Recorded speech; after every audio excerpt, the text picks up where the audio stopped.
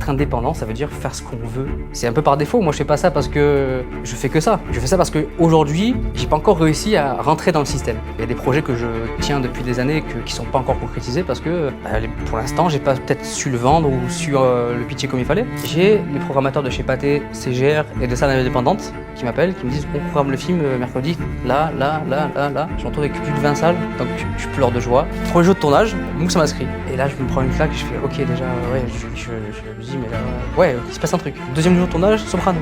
Ah oui, ok, donc ce qu'ils avaient dit, c'était vrai.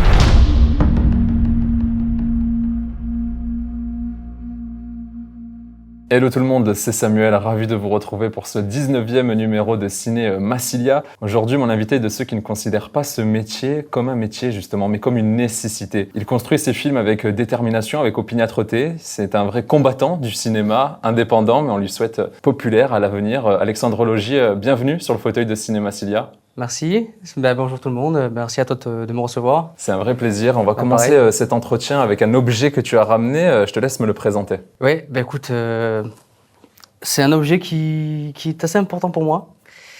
C'est le clap de la série Les Dégâts, qui date de 2013, avec mon ancien logo dessus encore. J'ai laissé tel quel, je l'ai plus touché après le tournage, l'encre des Velleda est devenue indélébile. Donc il y a la date, 1er juin 2013.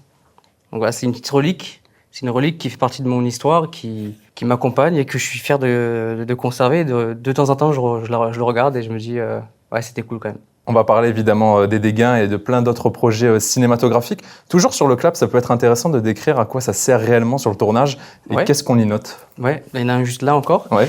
Un clap, déjà c'est un objet qui amène du fantasme auprès du public. Ça fait rêver, c'est ce clap, cet objet, je pense que c'est celui qui représente le mieux le tournage. Et après, techniquement, à quoi il sert? Il sert déjà à identifier le numéro de séquence. Donc généralement, il y a une séquence, un plan et une prise de ce plan.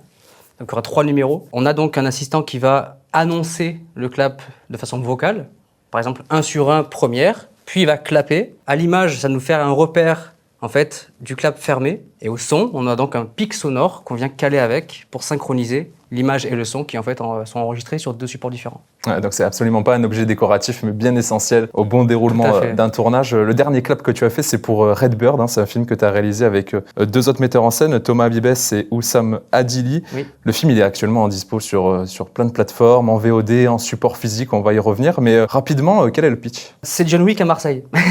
Non, mais en fait, c'est un fils qui apprend que son père est mort. Son père était un policier qui travaillait très bien, tellement bien qu'il se faisait un peu justice lui-même et menait des enquêtes en parallèle de façon un peu non officielle. Donc il apprend qu'il est mort apparemment d'un accident de voiture. Et lui, il sait très bien que c'est pas forcément vrai. Donc il va enquêter, accompagné de son ami Sam. Ils vont démanteler un réseau criminel marseillais et découvrir le ou les responsables. Avec beaucoup de castagne. C'est un film qui rend hommage en fait au cinéma hongkongais des années 80-90. D'accord. Jackie Chan, mais aussi des films plus récents comme le film indonésien The Raid. Donc beaucoup de castagne physique, pieds, poings, arts martiaux, armes blanches. Et ça, j'ai découvert du coup pour le coup. Là, ça envoie dans tous les sens effectivement pour avoir vu le film. C'est un film d'action indépendant. On va dire pourquoi c'est important de dire qu'il est indépendant. Il a été tourné en 20 jours avec à peu près 100 000 € de budget. Comment ça s'est passé du montage financier jusqu'à la réalisation du film à 3? Ouais, c'était assez intense. 19 jours. On en a prévu 22 à la base, mais c'est allé super vite parce que mes 2 co-réalisateurs, Thomas et Oussam, se sont bien préparés au dojo avec leurs cascadeurs. Ils arrivaient sur le plateau avec une tablette, ils avaient déjà filmé, en fait pré-filmé les scènes de cascade et les chorégraphies de combat. Du coup, il fallait juste qu'on reproduise avec le vrai matériel et les vrais emplacements ce qui avait déjà été préparé. Donc c'était très intense, physique, surtout que c'était étalé entre décembre 2024 et janvier 2025 avec 4 vraies nuits en extérieur. Je peux te dire qu'à 4h du matin en hiver en extérieur, même à Marseille, on se les pèle, comme on dit, hein. Ouais, c'était super intense et malgré le manque de budget, malgré le fait qu'on soit pas soutenu par des vrais financements officiels, ça nous empêche pas de fédérer des gens autour de nous qui sont aussi passionnés et qui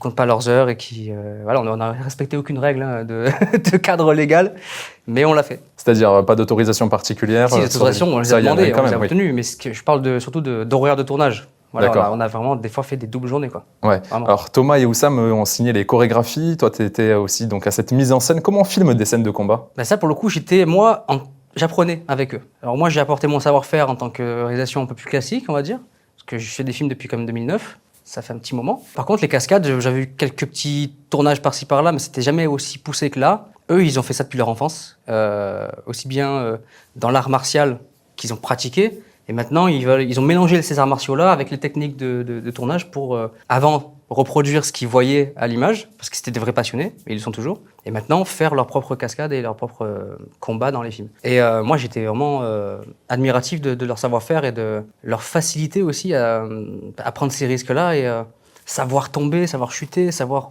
comment placer la caméra pour qu'un coup soit crédible, et aussi de leurs 2 cascadeurs qui sont tout jeunes, qui ont fait des choses incroyables, quoi. Enfin, moi, j'étais là en mode ah ouais, il m'a expliqué, j'avais assisté à des répétitions au dojo, etc. Mais quand c'est le moment de tourner, il y a une énergie qui est décuplée parce qu'il ne faut pas se rater, et en plus manque de temps. Donc ouais, très très très très cool, ouais. Faire ce film de façon indépendante, ça veut dire quoi exactement? Alors déjà, le cinéma indépendant, pour ceux qui ne savent pas ce que ça veut dire, parce qu'on entend beaucoup parler de ça, le cinéma indépendant, il peut avoir un budget un peu conséquent des fois quand même, mais c'est pas des blockbusters, et en tout cas, il n'y a pas des grosses majors ou des gros studios derrière qui vont imposer leur choix. Être indépendant, ça veut dire faire ce qu'on veut, en fait, techniquement. Et après, il y a aussi la contrainte, forcément, on ne peut pas décrocher des gros budgets. Là, c'est du cinéma indépendant. Film guérilla. Il y a un article d'ailleurs qui est sorti récemment en ligne sur le cinéma guérilla marseillais. J'ai eu le plaisir de voir que j'étais cité dedans pendant tout le long, enfin 3-4 fois. Et je suis très content de ça, c'est que c'est un peu par défaut. Moi, je fais pas ça parce que je fais que ça. Je fais ça parce qu'aujourd'hui, j'ai pas encore réussi à rentrer dans le système. Il y a des projets que je tiens depuis des années qui sont pas encore concrétisés parce que pour l'instant, j'ai pas peut-être su le vendre ou su le pitcher comme il fallait. En tout cas, il y a pas j'ai pas eu de décroché d'aide au CNC, aux régions, tout ça. Et moi-même, j'ai pas la structure pour pouvoir juste déposer un dossier, en fait. Donc, le cinéma indépendant, c'est un cinéma qui est fait autrement, surtout un cinéma de passionné, vraiment. Et c'est aussi le cinéma de la débrouillardise, bon, je peux pas avoir un hélicoptère, je peux pas avoir une explosion. Qu'est-ce que j'écris à la place que je peux avoir, que je peux faire sans risquer de dépenser trop de sous ou que ça soit impossible à faire. Et tu as un exemple, justement, tu dis que tu fais des films depuis 2009. Est-ce qu'il y a un scénario que tu as modifié en ce sens pour que tu puisses le tourner? Oui, tout à fait. Principalement mon premier film amoureux que j'ai fait en 2018. Par rapport au scénario, ce que j'ai écrit, par rapport à ce qui s'est passé réellement, il y a eu beaucoup de choses qui ont évolué. Ça peut être frustrant d'ailleurs. Notamment un gros accident de voiture. Le personnage de Thierry, qui était joué par Thibaut Vanek, devait avoir un gros accident de voiture. La scène existait, storyboardée, etc. Il devait y avoir le dessin d'Emma qui allait dans une flaque d'eau, la voiture retournée et tout. Je me suis rapproché de Provence Studio. J'ai vu que tu as reçu... Oui, on a reçu Mike, Mike effectivement, il y a quelques je temps. connais très bien lui Marchetti aussi. Donc je m'étais rapproché d'eux à l'époque pour leur dire combien ça coûterait de réaliser cette scène, vraiment. Et c'était 30-35 000 euros. C'était en fait le budget du film. Donc bon, difficile, à la place ouais. d'avoir un accident de voiture réel, avec une voiture qui se retourne et des cascadeurs et tout ce que tu veux, il fait ça, noir, et c'est des bruitages. D'accord. Donc c'est un regret. En soi, ça change rien au récit intégral, parce que l'accident de voiture, on se l'imagine très bien. Mais voilà, c'est des coupes qu'on est obligé de faire parce que Oui. on peut pas atteindre... Ça fait des petits manques, finalement. Un peu, ouais. Ouais, que tu arrives à compenser. Alors, quand on n'a pas l'aide du CNC, ni des chaînes de télévision, ni des régions, on trouve l'argent où? Qui donne? Qui donne? Les gens qui veulent bien donner. Je pense que même si j'ai pas, comme j'ai dit avant, comme j'ai pas réussi à obtenir des gros budgets à ce jour, je pense que j'ai quand même une force de savoir fédérer des gens, savoir rassembler des gens autour d'un projet pour qu'ils y croient et qu'ils nous accompagnent jusqu'au bout. Donc comment on fait? On demande à des privés, on demande à des marques, on fait un crowdfunding en ligne sur des plateformes de financement participatif. Voilà, on fait autrement. Et il suffit de se battre. Et là, pour Redbird, si on veut rentrer dans les détails, j'ai même dû faire un prêt à la banque pendant le tournage parce que on dépassait très vite ce qu'on avait prévu, quoi. D'accord. Et forcément, on a toute une équipe qui est là sur place. Il faut nourrir cette équipe, il faut la défrayer des fois, les allers-retours. Ça commence à faire des dépenses imprévues que j'ai pas forcément pris en compte. Et je peux pas dire on arrête là. Non, on a commencé, on finit. Est-ce que finalement ça valait pas la peine, puisqu'aujourd'hui le film est donc, on peut l'acheter en support physique, on peut prendre le DVD, le Blu-ray, on peut le louer sur les plateformes de streaming. D'ailleurs, comment est-ce que tu as réussi à faire ça? Film indépendant et il est quand même distribué au plus grand nombre. Pour répondre à ta première question, d'abord oui, ça en vaut la peine. Quoi qu'il arrive, même si on est loin de se rembourser pour l'instant ce qu'on a pu mettre dans le film existe. Il est sorti et il fait sa vie. On a réussi à concrétiser une œuvre. Donc déjà, oui, ça en vaut la peine. Et pour répondre à ça, en fait, moi, j'ai toujours voulu, quoi que j'ai pu faire, j'ai voulu toujours le pousser au maximum. Je veux que les gens voient mon film. Tu vois, en 2013, j'ai fait un petit téléfilm assez amateur encore, tu vois. Je m'étais imprimé des petites étiquettes avec un QR code, je les ai collées dans le métro à la sauvette, comme ça. Les gens s'essayaient dans le métro à Marseille, ils avaient un petit QR code. Ah, tiens, regardez un film d'Alexandre Logier. Là, pour le coup, C'est des rencontres, c'est 13 ou 14 ans que je traîne à Cannes, et que je vois le marché du film, je fais des rencontres et que je commence à comprendre un peu comment ça fonctionne aussi. Donc là, pour le coup, pour Redbird, c'est Factories Film, qui est une boîte de distribution qui existe depuis 2010, qui a donc distribué le film en VOD et en support physique. Concernant le cinéma, c'est moi. En fait, il y a quelques années, j'ai vu des potes le faire. Ils m'ont dit c'est assez simple, t'appelles le CNC, tu leur dis je veux être immatriculé comme distributeur indépendant, t'obtiens un matricule, et après tu peux démarcher toi-même les salles de cinéma et essayer de programmer ton film. Et là, ce que j'ai fait, c'est qu'en fait, ce qui se passait pour Redbird, c'était fou. Parce que, encore début il sortit au cinéma le 7 janvier. Le 1er janvier, j'avais que 5 salles qui m'avaient dit oui pour la sortie nationale. Bon, c'est déjà bien, c'est cool. On fait l'avant-première le dimanche 4 au Pâté de la Joliette, à Marseille. Et en fait, le cinéma se fait envahir. C'est-à-dire qu'on a bien communiqué, on est Marseillais, donc je pense qu'il y avait une certaine attente qu'on avait créée depuis quelques mois qu'on parlait du film. Sur la grande salle, la salle 7, qui a 390 places, je crois, on a fait 375 entrées, dont une grande partie qui sont rentrées sans payer, je crois. Ah oui, quand même. Ah oui, c'est qu'il y a tellement de gens que les contrôles, ils n'ont pas su forcément contrôler tout le monde. Bref. Donc voilà, il se passe ça, incroyable. Le lendemain, j'ai les programmateurs de chez Pathé, CGR et de salles indépendantes qui m'appellent, qui me disent on programme le film mercredi, là. Je me retrouve avec plus de 20 salles. Donc je pleure de joie, c'est un rêve qui s'accomplit. Et en même temps, je commence à trembler de panique, parce que je me dis mais comment je vais faire pour livrer tous ces cinémas là, après-demain? Donc il faut appeler des services comme Globecast ou Sony, ou des gens qui, en tout cas des plateformes qui livrent les DCP en salle de façon dématérialisée. D'accord, ça passe par une plateforme. Hein. Voilà, c'est Ok. ça. Parce qu'on peut le faire envoyer par disque dur ou quoi, mais c'est en regardant, même si tu prends le truc express, ça arrive en 48 heures, c'est trop tard, tu vois. Et s'il y a un problème en Bien route, sûr. la salle n'aura pas eu le film à temps. Donc j'ai appris ce métier-là tout seul. C'est pas ce que j'aime faire. Je t'avoue que c'est des mois d'appels, de mailing pour essayer qu'une salle accepte de déjà s'intéresser au film, puis peut-être le programmer. Mais là, il y a eu cette avant-première à Marseille qui a tout déclenché en fait. Ouais, t'es clairement un touche-à-tout, puisque aussi sur ce film, t'as fait la bande originale qu'on peut télécharger sur Spotify, qu'on peut même acheter. Je crois qu'il y a le vinyle, j'ai vu passer ça. Il y a le CD. Le CD. Il devait y avoir le vinyle, mais ça a été malheureusement annulé parce que trop coûteux. Mais on va ouais, essayer c'est vrai. Voilà, j'inviterai tout le monde à se le procurer. Ça aussi, comment est-ce que t'as travaillé la BO du film de A à Z? Ouais, c'est la première fois que je le fais de A à Z tout seul. En fait, j'ai ce qu'on appelle l'oreille relative. On entend souvent parler de l'oreille absolue. En fait, moi, si tu me mets une partition, je sais pas la lire. L'oreille absolue, c'est te dire fais-moi un ré. Et c'est de faire un ré. Je sais même pas où est le ré, en fait. Par contre, j'ai cette sensibilité-là. Depuis tout petit, je sais reproduire ce que j'entends sur un clavier, piano, synthé. Et puis, en grandissant, j'ai commencé à composer mes propres thèmes et mes propres trucs. Un de mes premiers films, passionnément, en 2013, j'avais fait les thèmes moi-même, mais je passais encore par un compositeur dont c'était le métier, pour s'attribuer mes thèmes et le faire lui. Là, pour le coup, gros challenge que je me suis mis en plus. Et avant le tournage, 2 mois avant, j'avais déjà en fait composé le thème principal. Thomas et Oussam m'ont parlé un peu de leurs inspirations. Surtout la BO de John Wick. Donc je l'ai écouté, je me suis immergé dedans et j'ai commencé à trouver, à identifier des thèmes. Et après, comment je fais? C'est la partie suivante qui était la plus satisfaisante, c'est quand je recevais des blocs montés de la part de Thomas qui a monté 90% du film. On a fait 4 blocs différents parce que comme on visait Cannes, il fallait qu'on soit prêt rapidement. Donc je recevais un bloc monté, on l'envoyait au mixage et pendant ce temps, moi je passais à la musique sur ce bloc-là. Et pour un film d'action avec plein de combats et tout, je me suis éclaté parce que en fait j'ai le luxe de pouvoir faire correspondre les percussions avec des bruits, avec des coups à l'image, tu vois. Et j'ai aussi attribué un instrument par personnage. Donc l'instrument principal c'est la guitare électrique assez nerveuse pour le personnage de Max. Et à contrario, t'as le méchant du film, Sabri. Lui, c'est un peu plus dubstep, tu vois, électronique dubstep. Et puis quand les deux vont s'affronter, t'as un mélange des deux. Et c'est ça qui est fou à vivre musicalement. Et donc je suis très fier de l'avoir fait. J'ai la chance d'être édité chez Plaza Mayor Label, publié par Sony Music en France. Donc le CD existe.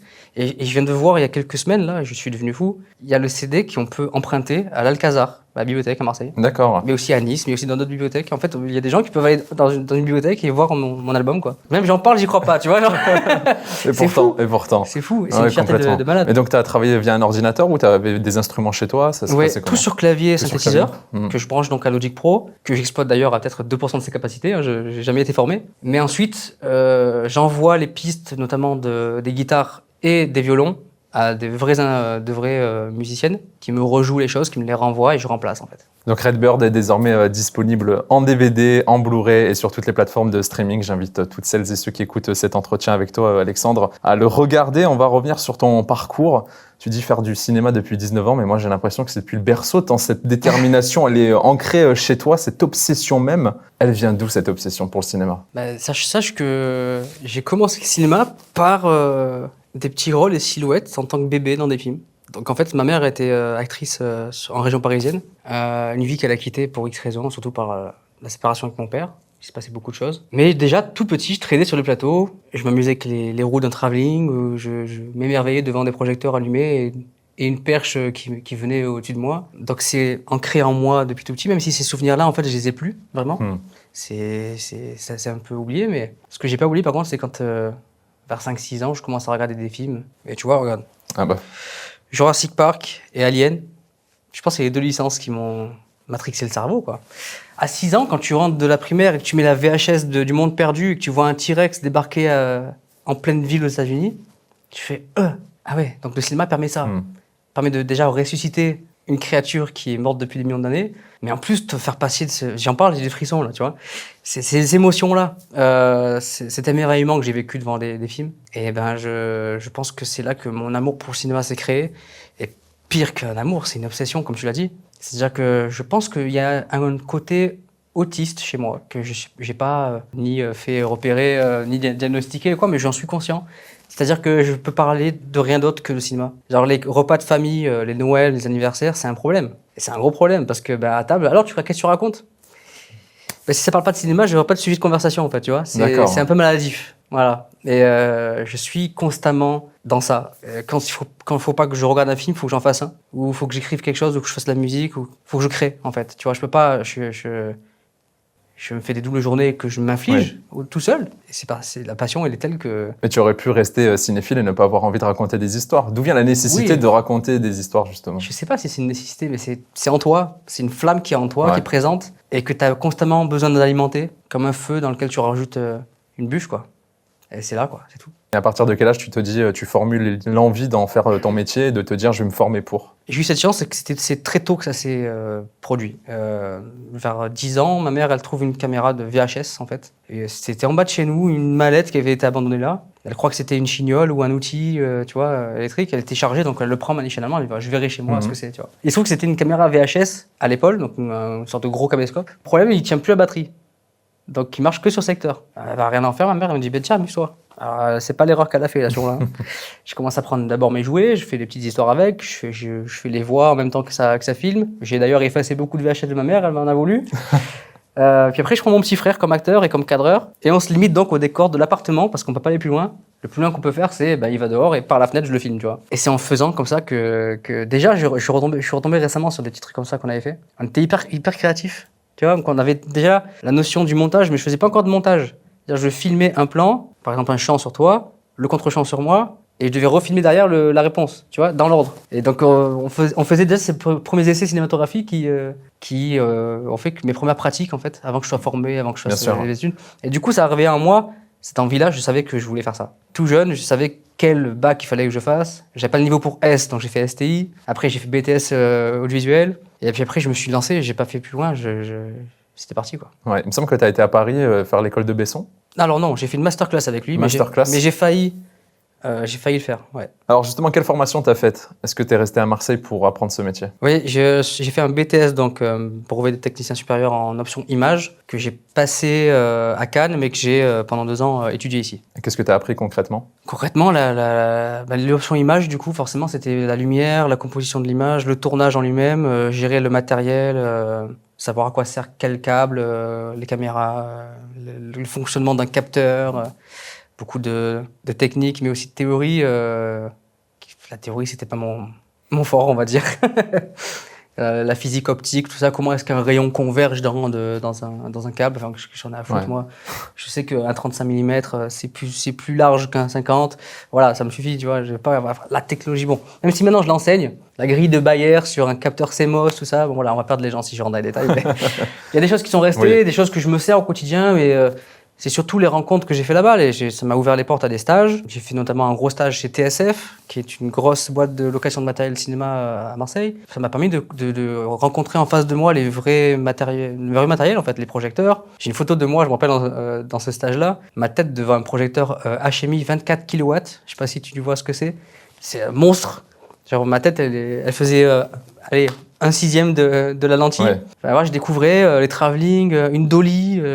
Et puis j'ai même pu partir sur 2 jours sur Pupille de la Vie, parce que c'était dans les mêmes locaux. Donc j'ai fait 2 jours sur Pupille de la Vie. Et je suis parti aussi faire un court-métrage professionnel, avec des grands travelling et tout. D'ailleurs, cette dolly-là, on s'est mis à 8 pour la porter au 3e étage d'une école, je me rappelle. Mais ouais, tout ça, c'est des expériences que tu accumules. Et donc ouais, c'était vraiment cool. Puis il y a des gens, notamment dédicace à Julien Bodzanowski. On a fait nos études ensemble, on était dans la même classe. Et on s'est pu quitter après, on a fait plein de films ensemble. Donc on t'apprend beaucoup la technique, mais est-ce qu'on t'apprend à être réalisateur? Est-ce que Non. devenir réalisateur, c'est en faisant? Oui, en fait, oui. Je suis pas le premier à le dire, hein, mais tu veux faire un film, fais un film, tu vois. J'étais le premier, moi, quand j'étais petit, 12-13 ans, je m'achetais des bouquins, comment faire un film, comment devenir réalisateur. Donc oui, la théorie, c'est bien, tu vois. Mais en fait, si t'es pas sur un plateau avec une équipe, ben, tu auras... La relation humaine, voilà. l'échange avec les équipes. Il y a tout ça aussi, comment est-ce que tu vas demander à un acteur comment tu veux jouer la scène, tu vois, comment tu vas diriger. Ouais. D'ailleurs, je fais une petite dédicace là-dessus à quelqu'un que tu as reçu ici, c'est Sabrina Nouchi. Tout à fait. Une réalisatrice et actrice que j'admire beaucoup et on a beaucoup bossé ensemble. Elle a joué dans mon film Amoureux. J'ai été dans ses équipes pour plusieurs de ses films, notamment en entraînant jeunes sur des plateaux de Sabrina. T'apprends dans du concret. C'est incroyable. Tu retiens quoi exactement? Qu'est-ce que je retiens? Je retiens qu'il faut être à l'écoute des gens qui travaillent pour nous. Je retiens qu'il faut aussi savoir imposer ses idées. Mais je retiens aussi que il faut des fois laisser parler l'instant. Faut pas trop forcément préparer, parce qu'il y a des choses qui... Comment te dire ça sans faire de roman? Concrètement, il y a des fois de la magie. Et vraiment, c'est-à-dire que, par exemple, 2015, on tournait un court-métrage sur une mère qui a perdu sa fille, qui est morte d'un accident médical. On va au Goud à Marseille faire une séquence un peu onirique où elle repense à elle et elle se matérialise physiquement dans l'image. Mais c'était censé être un truc triste, tu vois. Et là, il y a un petit oiseau, un petit moineau qui se pose à côté de nous sur le rocher. Et il reste là. Puis il se laisse prendre. Puis il a terminé dans le film, tenu par la mère et sa fille. C'était pas écrit tout ça. C'est des instants qui se produisent parce que ça devait se produire, tu vois. Ce qu'on appelle les heureux accidents, finalement. C'est un heureux accident, ouais. Moi, je prends un peu de magie quand même. Je pense qu'il y a quelque chose. Bien sûr, les beaux imprévus. Ouais. Ah, il y en a aussi des pas beaux. Hein. Ouais. Bah tiens, justement, est-ce qu'il y a des situations où justement l'adaptabilité sur un tournage, ça peut être des conditions météorologiques, un matériel qui se casse, qui manque. Est-ce que tu as le souvenir du plus gros inconvénient, la plus grosse imprévisibilité que tu as eu à affronter? J'en aurais plein à raconter, mais ce qui me vient quand tu me dis ça, c'est 2011, on faisait une série qui s'appelle Glam World. C'est un auteur belge qui était venu me démarcher et du coup, il a décidé de tourner ici avec des acteurs d'ici. Il y avait Jessica Herrero aussi dans ce projet-là. On fait, je crois que c'était au Parc des Bruyères. On s'entraîne, on fait des répétitions. Les acteurs, ils étaient nombreux, ils avaient beaucoup de textes à dire. On fait 1 heure de répétition, tout se passe bien, hyper calme. Tu vois, trop bien. Je dis moteur. Je crois que c'est un mot qu'il faut plus dire en fait, ça déclenche des problèmes à chaque fois. Je dis moteur, il y a 2 Canadair qui viennent faire des exercices de vol au-dessus de nous et qui sont restés plus d'1 heure. Donc on est là en mode, on peut pas tourner, tu vois. Après, t'as des gens qui viennent, c'est plus belle la vie, c'est France 3. Voilà. Mais je crois que récemment, le pire truc, c'était pour La Dernière Danse. La Dernière Danse, un film que j'ai produit et distribué aussi. De Sabri Jarod. De Sabri Jarod. C'était son premier film en tant que réal, parce que lui vient de l'acting, donc il s'y connaît pas en technique, etc. C'est lui qui a repéré le lieu, qui a trouvé la maison, qui allait être la maison du film, parce que c'est un huis clos. Donc c'est vrai que visuellement, il a trouvé le truc parfait. Par contre, il n'a pas pensé au son. Mon cher Sabri. Comment t'expliquer le marché aux légumes devant la porte de la maison, 2 fois par semaine. La voisine de la maison mitoyenne qui passait ses journées au téléphone en haut-parleur à crier. La gare SNCF à 500 mètres de nous, donc forcément, on entend toutes les annonces. Un couloir aérien au-dessus de nous, donc des avions plusieurs par heure. Et puis, le summum, un jour, on tourne une scène assez intimiste avec des paroles qui sont très basses, etc. Il y a un banc de cigognes qui vient au-dessus de nous. Et qui reste là, pareil, pendant plusieurs longues minutes, où l'ingé son, il pose sa perche, il fait, non, les gars, on attend. Hein. Donc bon, voilà, c'est des choses comme ça, les imprévus. L'intervention de police aussi. La police, putain, j'oublie ça, mais c'est vrai. Forcément, le premier jour de tournage, Jessica qui hurle dans la cave parce qu'elle est prisonnière. Et les voisins, le voisinage n'était pas au courant que c'était un film, donc ils ont prévenu la police. La police qui débarque. Moi, en tant que petit producteur, en mode, oh putain, merde, j'y vais. J'ouvre la porte. Oui, alors c'est un tournage, je monte les autorisations, je leur montre le matériel, je les invite à passer prendre un café s'ils veulent. Bon, ça se détend très vite, hein, mais ils ont même fini dans le film, en fait, en silhouette. Oui. Du coup. Encore une fois, un heureux accident. Voilà. Mais Ouais. c'est des souvenirs qui sont gravés, tu vois. Bien sûr. C'est incroyable. T'as toujours produit toi-même tes films? On va dire que en grande majorité, oui. Après, ça serait mentir, parce qu'il y a toujours des gens qui sont coproducteurs avec Bien moi. sûr. Mais ça a toujours été South Film, donc ta boîte de prod qui a toujours été la structure principale? Oui. Alors à l'époque, c'était alex.elfilm, comme c'est marqué ici. Voilà. C'était mon ancien logo, qui est présent sur les génériques de Les Dégâts. C'est en 2012 que j'ai lancé ça. Et j'ai changé le nom, c'est la même structure, elle a changé de nom en 2015 pour devenir South Film, donc les films du Sud. Ça me paraissait cohérent. Complètement. Et c'est important d'avoir sa propre société de production, une vraie structure? Oui, c'est important. Après, ça peut être une association, ça peut être autre chose, mais en tout cas, c'est bien pour qu'on puisse s'identifier. Ensuite, c'est un projet de, Oui. tu vois. Ouais. Et je ne suis pas encore super connu, tu vois. Même pas du tout, en vrai, si on est vraiment réaliste. Mais South Film a rayonné dans le monde entier. On a des films qui sont sortis dans plusieurs pays. Il y a des DVD ou Blu-ray qui sont édités en Canada, aux USA, sur des plateformes comme Tubi qu'on n'a pas accès ici, tu vois. Enfin, Prime Video, tu lances un film, il y en a plusieurs où tu vois South Film dessus, donc c'est plaisant. Bien sûr. C'est plaisant. Moi, je me souviens bien, comme beaucoup, évidemment, avec Alex L Film, du coup, il y a eu les dégâts que tu avais lancés, c'est toi l'initiateur. Tu te souviens de l'étincelle de départ? Alors, c'est pas moi qui ai écrit, c'est pas mon idée. J'étais au lycée avec Nordine Sali. Et il voyait que je faisais déjà des petits trucs, des petits clips ou des petits courts-métrages avec mes potes. Et donc il vient de me voir et il me dit écoute, je te présente Karim, machin. On s'est fait un rendez-vous dans un quick, tu vois. Et il me dit grâce à des connaissances, je peux avoir Moussa Maskri. Je sais pas qui c'était. Je peux avoir Soprano. J'ai fait ah ouais. Je peux avoir un tel, tu vois. Puis ils me disent leurs idées, qu'ils se calent tous les soirs dans la bagnole et ils écrivent ensemble, tu vois. Et moi, j'étais, et je suis toujours un vrai passionné. Tenir une caméra sur un plateau, je suis plus heureux, tu vois. Et c'est le prolongement de mon bras, limite, tu vois, la caméra. Donc il me dit, ouais, les gars, bien sûr, go. Premier jeu de tournage, Moussa Maskri. Et là, je me prends une claque et je fais, ok, déjà, ouais, en le voyant, je fais, je crois que je l'avais déjà vu dans des films, en effet, ce mec-là.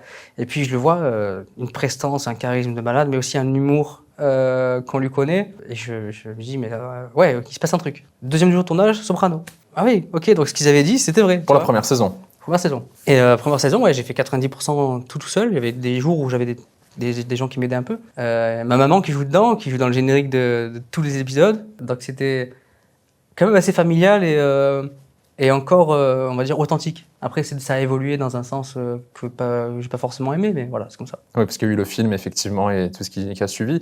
Pourquoi tu penses que ça a aussi bien marché à l'époque sur YouTube? Je pense qu'on était quand même initiateurs. Il n'y a pas beaucoup de gens qui faisaient ça. C'est moi qui ai créé la chaîne YouTube. C'est moi qui mettais en ligne les épisodes. D'ailleurs, pour les gens qui ont suivi ça, pardon, des fois il y avait des petits retards parce que c'était avec la DSL de ma mère.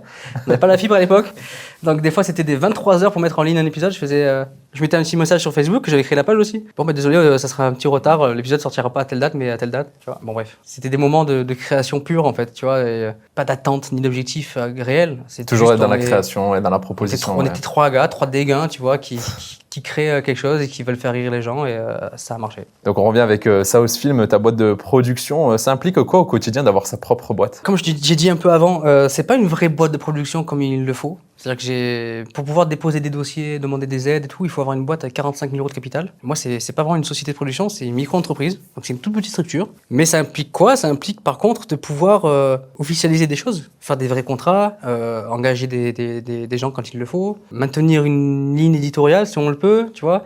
Mais c'est surtout, ça implique de pouvoir participer à des choses diverses et variées, pouvoir pas seulement faire ses films à soi, mais pouvoir peut-être se greffer sur des projets d'autres personnes. Et c'est le cas, c'est ce que je fais depuis 2015 maintenant. C'est s'accorder un peu de liberté aussi dans les choix des projets que tu veux produire, que tu veux financer, etc. C'est être libre. Complètement, on en revient au cinéma indépendant, c'est que on est libre de choisir où on va, même si je t'avoue que j'ai fait ce bilan récemment et je me suis dit que j'ai quand même passé 10 ans à travailler beaucoup pour les autres et que je me suis peut-être un peu oublié en route. Donc là, je me suis repris en main, là, ça y est. Ouais. Alors les films du Sud, mais est-ce que ça t'a déjà tenté de travailler à Paris, de t'y installer même? Écoute, oui. Voilà, on va revenir à la question que tu m'as posée plus tôt. Plus jeune, j'ai passé le concours de l'école de la Cité, qui a fermé depuis, l'école de Luc Besson à Paris.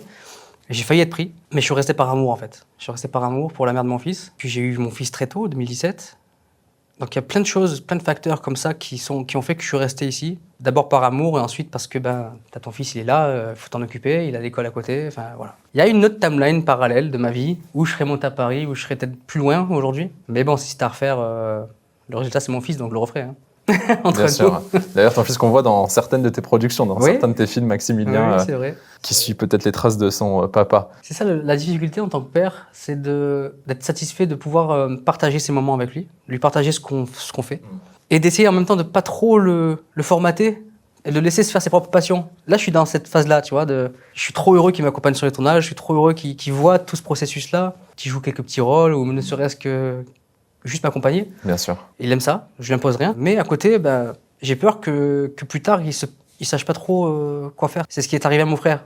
Mon frère, c'était mon acteur, mon premier acteur et mon premier cadreur, tu vois. Et en grandissant, quand moi je savais ce que j'allais faire comme formation, comme étude, lui, encore aujourd'hui, il est un peu perdu, je trouve.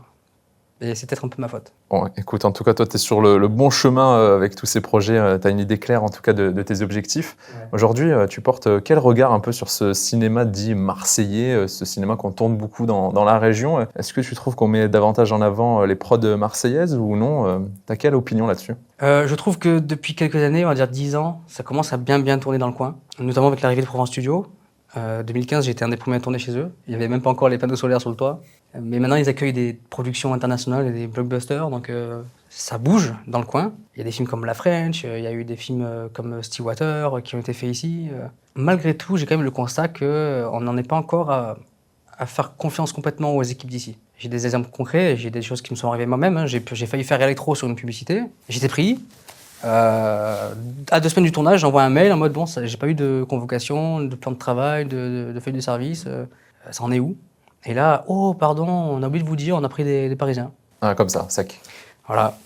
Et c'est un constat que bon, c'est dommage parce qu'ici on a tout autant de talent, voire plus. Là-bas, ils sont habitués, les productions, je comprends. Hein. Ils travaillent avec des gens avec qui ils ont déjà travaillé, des gens qui ont su faire leurs preuves et avec qui ils ont pu maintenir une confiance. Mais il y a déjà des gens ici, que ce soit en technique ou en acting, il y a des perles.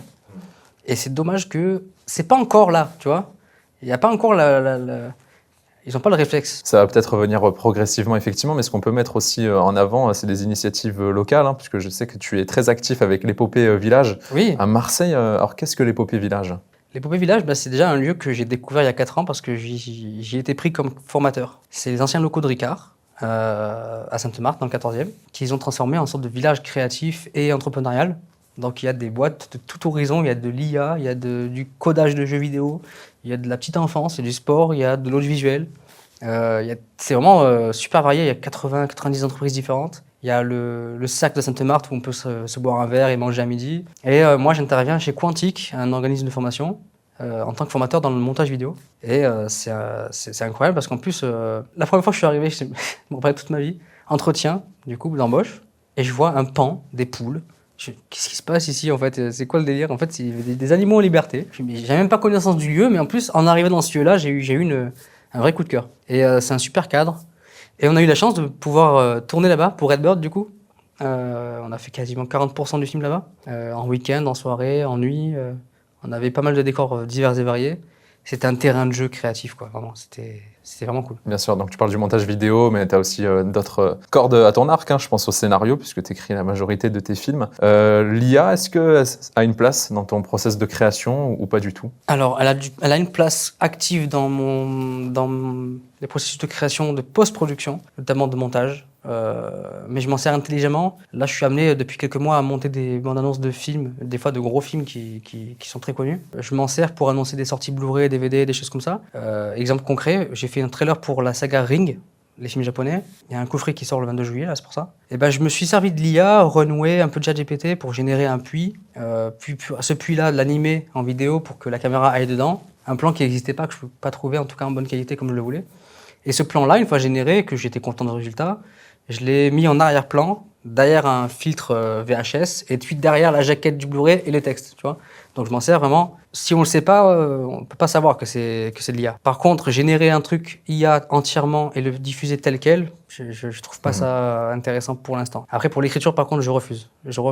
T'as déjà essayé? J'ai déjà essayé. Pour voir un peu ce que ça donne. C'est d'ailleurs assez flippant et assez puissant. Mais je veux que ça vienne de moi, tu vois. Je veux pas faire le mec, j'ai cette idée-là, écris-moi les 10 premières pages. Bon, ben il va le faire, le chat GPT ou le Claude, j'en sais rien, tu vois.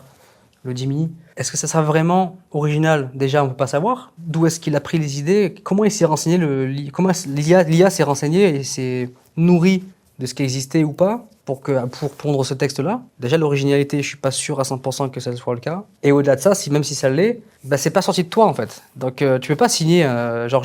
C'est comme les gens, ils me montrent des fois des trucs qu'ils ont fait en IA. Ils disent regarde, j'ai fait ça. Non, t'as pas fait ça. T'as demandé à ChatGPT de faire ça pour toi. T'as obtenu ça. Ouais, bien Voilà, sûr. tu vois. Et pour la création pure, donc le côté auteur d'un film, je ne m'intéresse pas de faire de l'IA, quoi. Tu veux garder ce côté artisanal, effectivement. Après, c'est maintenant que je te dis ça. Peut-être que dans un an ou deux, quand je vais être bloqué sur la page 53 et qu'il faut que j'en écrive 100, bon, ben, peut-être que je lui dirai, imagine la suite. C'est une tu vois, urgence. Donne-moi 10 idées pour poursuivre. Peut-être que je m'inspirerai, tu vois. Je sais pas en fait. Ouais. Mais c'est pas un truc que maintenant je pratique. On va entrer dans le climax de cette interview, Alexandre. Déjà, le temps passe vite, tellement c'est un échange passionnant. Je te propose un tour d'horizon de tes prochains projets. De quoi tu peux me parler? Ok. Eh bien, écoute, un projet que j'ai reçu chez moi il y a 7 ans. Ça s'appelle Une vie secouée. Une vie secouée, c'est un livre à la base qui est adapté d'une histoire vraie, qui est arrivé donc à Fleur du Varet, qui a son enfant Cameron qui a été secoué par sa nounou. C'est un syndrome qui se passe en moyenne 500 fois par an rien qu'en France. Ça peut être un parent, un proche, une nounou, voilà. Donc je reçois ce livre chez moi, en fait je venais de faire Amoureux, et elle me dit, voilà, je cherche un réalisateur et un auteur pour écrire et réaliser l'adaptation de mon histoire. Chose dingue déjà, c'est que le sujet déjà est super fort et que je suis touché par le fait d'être démarché par cette dame, que moi je me considère comme, je suis personne, tu vois, enfin j'ai rien accompli de dingue actuellement, en tout cas je pense, je reste humble. Mais le truc qui est dingue, c'est que elle savait pas que je suis concerné par le sujet. Je suis un enfant secoué. Moi-même, depuis j'avais 1 an, quoi. Donc, je lui réponds, non seulement je suis intéressé, mais en plus, je pense être la bonne personne pour le faire. Malgré tout, le fait que ce soit un sujet fort, le fait que ce soit un film qui va défendre une cause qui est nécessaire, pas qu'en France, qui pourrait décrocher un label d'utilité publique, qui pourrait être amené à faire des débats, de la prévention et tout. Malgré ça, je pense que c'est quand même un sujet qui, comme c'est pas du divertissement, c'est pas du tout... c'est l'inverse de Redbird, tu vois. À ce jour, les productions ont été avec moi un peu frileuses. Ceci dit, on est quasiment sur le point de réussir à le produire, donc j'espère pouvoir le tourner en fin d'année. Écoute, on t'envoie les bonnes ondes, le casting est prêt? C'est ça le truc, c'est que c'est frustrant parce que t'as le casting, t'as les décors, t'as tout en fait, sauf les sous. Voilà. Et en tant qu'artiste, créateur, quand t'es confronté à cette barrière du budget à chaque fois, c'est un peu frustrant, je t'avoue. Ouais. Donc là, c'est ta priorité, c'est de réaliser ce long métrage? Ah oui, c'est ma priorité absolue. Ouais. Bah écoute, j'espère que tu pourras revenir en parler avec nous pour conclure cet entretien. 3 questions un peu pour te découvrir autrement. T'es prêt? Ouais. Alors, quelle est ta plus belle réussite professionnelle jusqu'à présent? Bah, je pense que c'est Redbird. Hein. Redbird. Je pense que c'est Redbird que j'ai su le mener le plus long possible et qui, voilà, cinéma, sortie VOD, sortie physique, avoir une salle devant nous comme la Joliette qui nous applaudit, c'est quand même, je pense, une bonne réussite. Mais je rajouterais aussi une autre réponse. Je dirais que ma plus belle réussite personnelle, c'est mon fils. Évidemment. Ouais. Au-dessus de tout. Quel trait de caractère t'a le plus aidé dans ta carrière? Peut-être ma gentillesse, en fait. Peut-être ma gentillesse, le fait d'être ouvert à tout, passionné et curieux, tu vois. Ouais. Mais je pense que ça m'a aussi porté défaut, parfois. Oui, d'être trop gentil, ça peut être un... Bah ouais, après on est comme on est, on peut pas changer, tu vois. Ce qu'on a au fond de nous, on peut pas faire semblant.